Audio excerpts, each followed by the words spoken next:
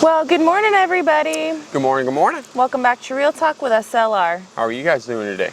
Golly, that breeze feels nice. Yes, it feels really, really good.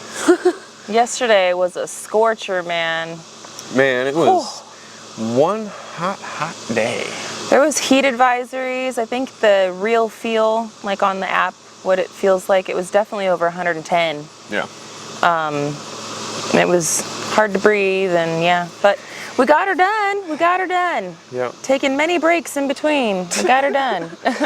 Yes, I mean, man, I couldn't believe how hot it was. It was a lot of pounding, a lot of trying to get every little pole in and everything like that.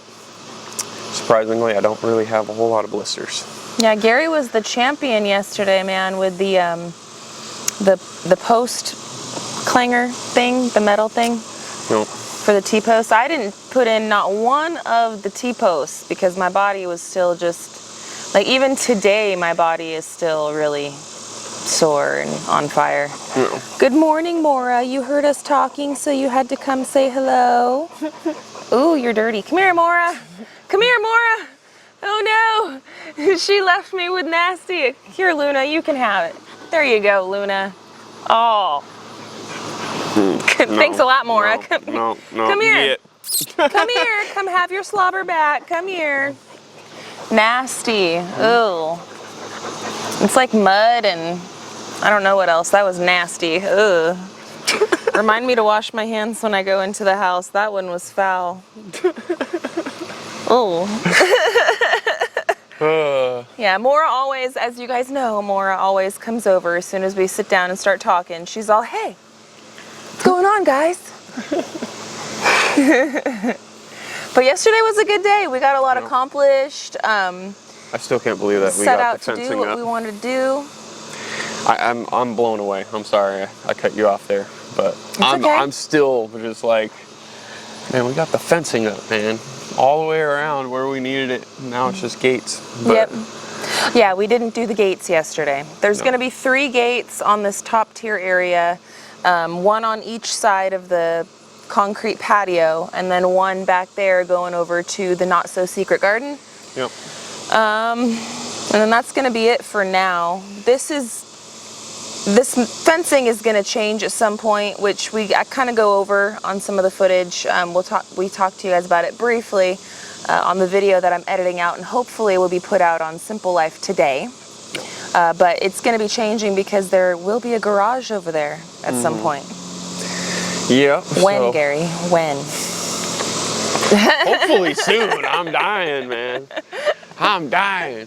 But we got other stuff to do with this house too, so we got a lot of back and forth that I want to get going and done and everything. But I want to also make it to a point where we can pretty much roof both at the same time. So that would be nice. It would be nice. I don't know if that's going to happen, but I don't know if that's going to happen either. And we still have to fully decide on the type of roofing that we want to go with as well. We got to look at the bank account again and kind of reconvene and figure everything out and go from there. The one roofing I want, I don't know. I don't think so. I don't know. I'm going to try to figure out, I have to fine tune everything, but I've stopped looking at it because the issue is when you start looking at it previously, by the time that you go and do it, so much could change, it's not even funny. True. So I'm trying not to be like on top of it over and over and over and over again, and yeah, I know what I want, so, and I know what the options are and how it's going to be basically, so it's not anything, it's not crazy. Like, that's the one thing that is awesome with roofing. It really isn't that crazy. You just have to follow the steps, and the steps are pretty common, and they're pretty, one way or the other that I go, but yeah. So we got to build the garage that's going to be coming up. And then also there have been some people talking about and noticing the tree in the middle of here.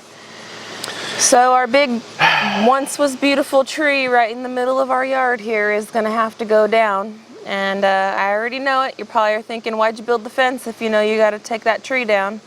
Well, because we needed the fence for this weekend, and the dogs need a place to be like immediately. The tree, we probably won't get to taking that thing down realistically until the kids go back into school. Yep. Just the timing, right? But the tree right here in the middle is dead. What I plan on doing is actually, I'm thinking about going up there and just cutting limbs and getting it to the trunk. So having the fence up isn't gonna really have to worry about it too much. I'll be able to rig it up and make it fall down closer to the tree. But it'd be fun. Yeah, no, it'll be all right. It'll be all right.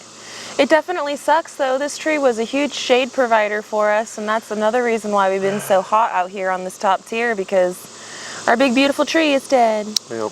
And we were warned it could happen when we were building up this this tier system. This tier system, you know, Rooster, he did say, "Are you sure you want to keep that tree?" And I said, "Well, do you think it's going to die?" He said, "No, I don't think so, but there's a possibility." Yeah. And he ended up putting so much dirt around that trunk system to build this tier. It's just one of those things, you know, it sucks, but no, that's all right. We'll plant again. What was that? Plus we also dug this basement out right here. And this tree right there is at ground level to what was here originally. Yeah, that one. That one. So, and that one back there. Yeah, and that one back there, correct. Yeah. So that one is, the root system was all where the basement Yes. was. Yes. So, and now we've just sort of, you know, and then we buried this side of the root system. So we killed there the was tree a lot of, with all of our construction. Correct. It was a lot of back and forth. I was hoping that we weren't going to. Yeah, we were warned by multiple people. Yep. They were like, "Hey, I'm pretty sure that one is probably dead." Yeah, or gonna die. We're going to, yeah. And we're like, well, we're just gonna play it by ear. Well, it's been played by ear, and it's abundant that it's definitely dead. All the leaves are brown on it. It's not doing anything anymore, and No. yeah, it sucks. It really sucks. I mean, that was the pinnacle point of it. But at the same time now, when we take that out, we don't have a tree in the way of the view. Yeah, we won't have a tree in the way of the view. Try and to look at the also, positive, Another you know. positive note too, flying the drone will be a lot easier, because that's the one darn tree that's always in my way Yeah. of getting, like, you know, certain shots and stuff like that. I'm always fighting and nervous about that tree. Yeah. So. And we have been talking. We're not set on stone exactly on what we're gonna do tree-wise, but we still wanted to put more trees around anyway, so Yes. we'll see what happens down Maybe the line. we'll get some fruit trees or some nut trees or something, something that will produce us with, you know, edibles kind of a thing. Something. We still have some decisions to make. It's a long way. We got a lot of work. We got a lot of work to do. We got a lot of stuff to keep on doing. One day at a time, though. We'll get there. One day at a time. Correct. So today I'm going to be hopping back into the Matrix. Gary's going to be doing some solo recording. And he's going to be getting on these gates, at least to the best of his ability, trying to finish off this top tier area so that way we can leave this weekend and enjoy a good, fun, family weekend on the lake. Yeah. And not have to worry about these dogs. And then after you get all the gates together, he'll probably take a siesta, but maybe tonight or we're just going to see how things are going to go. But I want to get my garden set up for the automatic watering system. Yes. So we have all the pieces for that. I got all the hoses, I got all the piping, I got everything I need for the garden to be set up. Obviously, we've been dealing with a lot of rain, so it hasn't been super top priority. Yeah. But again, with us being gone for a little while, that would be kind of nice if we can have that already set up. That would be nice. And then the only thing that really wouldn't be automated or really, that, like, say Brittany and Kylie would have to come and check up on is those baby chicks. Yep. The baby babies. Yeah, those are the only one. Yeah. Because everybody else has automatic water. Well, not the big chickens yet, but they have a big enough water tub that could last them 2 days. I can fill up the Cornish hens.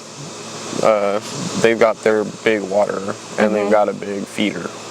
You know, but With the Cornish, I'm almost curious if I fill that thing up, if it's going to be gone by the next day. Because they'll sit there and eat it all. I was gonna say, I just think sit they there just and just keep on eating. I think that's how they work. They just keep on eating. Like, it doesn't matter how much food you put down. They're just gonna keep eating it until it's gone. Yeah. So you have to like be mindful about how much you put down. I have no idea though, because since we've got them down there, right?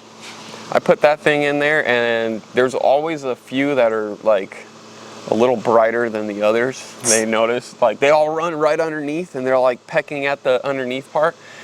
And there's a few that realize, oh wait, I'm gonna run around and go up into the chicken coop, and they'll run up into the chicken coop while I'm emptying out their feeder and starting to fill it, and they'll come and get it. The little extras. Mm-hmm. And then by the time that I go back and get another scoop to fill it up again or whatever, there's a couple more in there, right? But they're still at the bottom, and then by the time I'm finished, all of them have been up there, and then like the few that were in there first are now down at the bottom and hanging out, and they're not. So I mean, like I don't know. Who knows? But then, like I said, there's those few that are just not the brightest ones, so they might just be the ones sitting there. Like that one thing, the little paperweight, not paperweight, but the desk ornament. Yeah. It pecks the water over and over again. You know what I'm talking about? Yeah, I know exactly what you're talking about. The desk ornament. Yeah. Anyway. Hummingbird thing or whatever the heck it is. It looks like a little bird, and Woodpecker. you have like a little dish of water or something, and it's a weight. Yeah. Anyway. Crane. Yeah, something like that.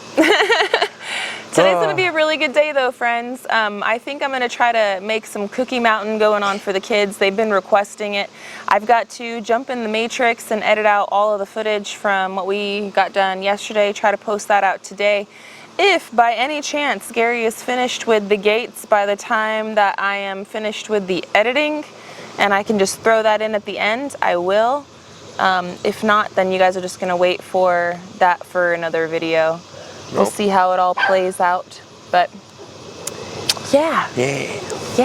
I'm really happy about how this all set up, but it changes the whole feel. It does. It changes the whole feel up here. It feels totally different. It really does. It's weird. It's weird how like just a little 4-foot fence around defines the space, and it does. It changes the whole feel. No. To quote a really cool person I know. Yes. Up the hill. I'm just a little scratching my head on how I'm gonna do these gates. So yesterday on the community tab, friends, we had y'all vote on your favorite name for the chicken coop.